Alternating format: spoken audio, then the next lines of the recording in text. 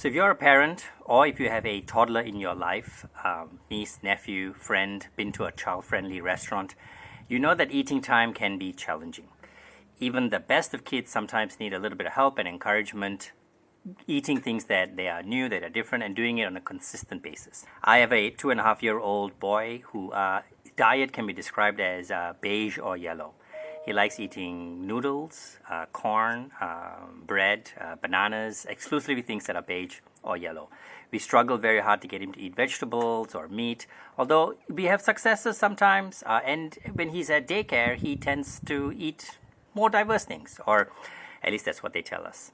So my goal with this project is to help or give a tool for parents to guide, support, to motivate their children to develop a healthy eating pattern. Now, this is very different for different children and for different parents, but for all of them, we think whatever solution needs to take into account that parents are different. They have different schedules, different cultural norms, different preferences, and it's hard to say you should eat this type of food all the time or eat even at these regular times or these intervals, right? If you work or if your kid goes to daycare, you may have one meal together as a family once a day. It's also important to take into account that kids are different, and it's difficult to say what is a good, what is a bad. So the key goal was motivating toddlers and parents to form and maintain healthy eating habits. So this is my prototype. I call it my yummy weekly food chart. I think I need a more exciting name. My inspiration was sticker books that guide or support kids reading. We picked one up from the local library. There's this, 100 books by the time you are like 5 program. And every time you read a book, even if it's the same book, you put a sticker on the chart. So that's just a regular achievement. It tracks when you've done something. And there's similar concepts for like potty training books where you get stickers every time you try or things like that. And I thought that's fun, that's engaging. My boy is just getting into stickers and he can recognize his different objects. And I thought something like that, right? So the concept is very simple. There's a chart. I've kind of kept it simple by design. There's a space for each day. I didn't say break down the day, say by meal times, like breakfast, lunch, or dinner. And I also didn't stretch it out over 2-3 weeks or a month, or clearly set Mondays to Sundays. And the goal is to give parents flexibility. You start from the day that is best suited for you. You focus on the meal that is best suited for you, or you have it as a overall capture of what you ate on the day. With the set, you get a set of 35 stickers. 7 stickers nominally for 5 days, and it initially starts as a 5-day program. And the stickers are distributed across major food groups. So there's 1 sticker for carbs, 1 for proteins, 1 for sweets, you got to have sweets, 1 for miscellaneous, which is like nuts, milk, and so on, and 1 for fruit, right? And you have 2 stickers for veggies. And the stickers have a little combination of different food items. And I struggle with this a little bit. I thought it needs to be something that kids can look at and go like, hey, that's something that I recognize and maybe I want to eat. But it's difficult to be comprehensive and capture all different things. So we're going to start with these little kind of categories. And again, with the stickers, it is flexible. The goal is to kind of have all 7 stickers in a day. And if you do that, that means the child had a variety of different things. The sweets, I guess, is an optional thing. But you can have healthy sweets, I suppose, just to create a sense of normalcy and balance. But again, you can have catch-up days and you can have cheat days, and it depends how you want to use this, right? At the bottom of the chart also I included space for notes. And I think it's important to capture feelings, and that's how I kind of titled that, whether you feel proud, whether you felt anxious, whether you felt challenged, and parents and children can talk about what these feelings are. As I was using it, I also realized it's good to kind of track what we ate. So I know as a parent what was a really successful meal, or notes around what really worked. So that's something I'm going to evolve a little bit. And the people I spoke to also kind of really liked that notes section, and the way that we could record things. So the idea is that, this is a tool that is very visible. So you should put it somewhere where you eat, near the kitchen or in front of the fridge. And build a routine around the tool, right? So perhaps before the most significant meal of the day, if that's breakfast or if that's dinner, you have a conversation about what you're going to eat for the day, and then put stickers on the recognized things that you did eat, and maybe do it for the day before or the day or the meal that you're going to have now, and build that into this bit of a routine. The conversation is important. The child being driven by it is important. So the child should be the one who takes the stickers and puts it on the chart, right? So that they are involved. So I prototyped this myself in my house because that's my kind of key stakeholder. Me and my partner tried using it, and my 2-year-old son, and I shared it with 2 other friends. So we went to a mother's group, and they were my partner's mother's group, and I showed it around to the different people who were at that group, and a couple of them took sets because I built a few extra ones to use. And the uniform kind of reaction was, this is fantastic. This is something that's really cool. My child would be really engaged in this. I would really use it. This is fun. This is something I struggle with. There's an immediate sort of empathy to the challenge. And this came from kids who had very different eating habits, right? So my son's best friend, he loves to eat. He eats lots of different things, but his parents maybe struggle with trying to get him to eat in a more balanced way, and maybe cover all the groups and not have more of one or less of the other. So immediately, right off the bat, there was a lot of desire in the product, both from parent and from child, because kids immediately saw that. They recognized the food items and the stickers, and they knew what to do with it. They took the sticker and they looked for a place to put the sticker. Although some of them also put the stickers on their hands or in different places. And that was also fine. Like there was an interesting evolution of how the product worked. You give the child a sticker as a reward, and they can use the sticker for whatever they want, right? So it was desirable. It also was feasible, because looking at how parents were using it or thinking about using it, there weren't a lot of questions. They weren't like, how often should you use this, and what does this represent? The tool was kind of self-explanatory, and kids understood.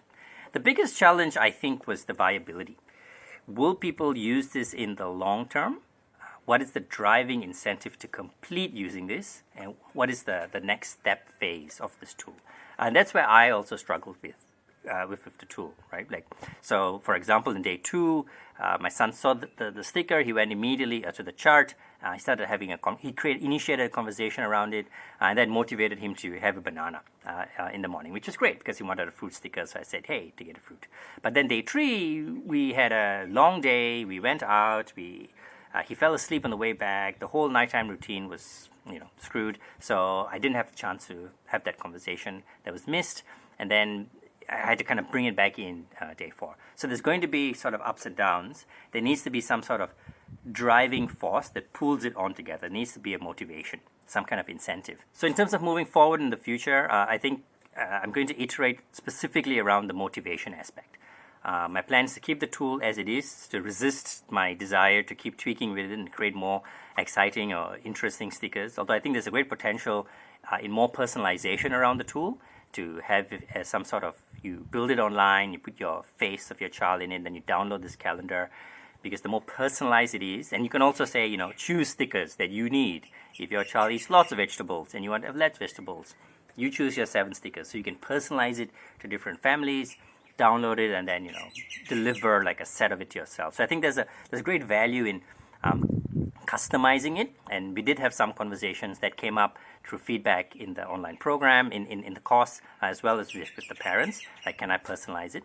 I'm going to resist the temptation to keep doing that, because I think you can go down a bit of a personalization, customization rabbit hole. And we want to focus on motivation. I think if we can't get parents and kids to use it for a few weeks, then it's not going to work. Right? And the answer to that, there may be some answer to that in the personalization and customization, but the bigger answer to that, I think, is around it, is in that ecosystem. So I did a little bit of thinking, and in the iteration phase, I drew inspiration from social media and from community programs around getting fit and healthy that leverage social media, like Park Run.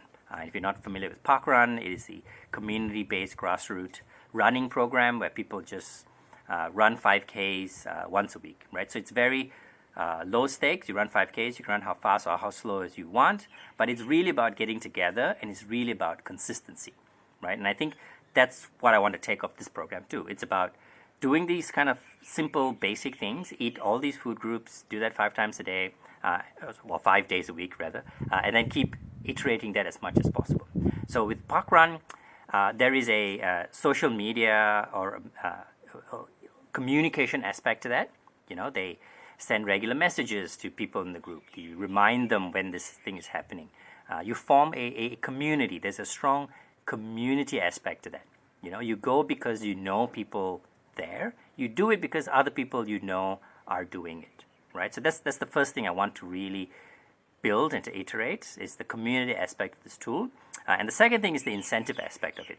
And not so much in a winner type incentive, not the best calendar, the best eater, but the people who complete it, and the consistency of completing it. So if you complete 1 week, you get some sort of reward or a recognition. If you complete 3 weeks, you get another recognition. If you complete 5 weeks and then 8 weeks and then 10 weeks, those are the 2 things I want to prototype: how to build a community, and the idea is maybe create a Facebook group or a WhatsApp group, send regular posts around with people, encourage people to share different things with each other, and how to create incentives. So recognizing people who've done X number of weeks, who've done X number of things in those weeks, and bringing people together to celebrate them as they do that. In order to do these things, I will need time. I think that's the biggest challenge with this program, with anything in life. It's really motivating, to do, and when it's an activity and an idea that you're really passionate about, you just kind of keep focused, keep driving it, and I need to know how to balance that. And if I'm going to do a community building project, that can take up a lot of time. Just talking to people and engaging them, messaging them takes up a lot of time. I will need resources, like things to give out to people.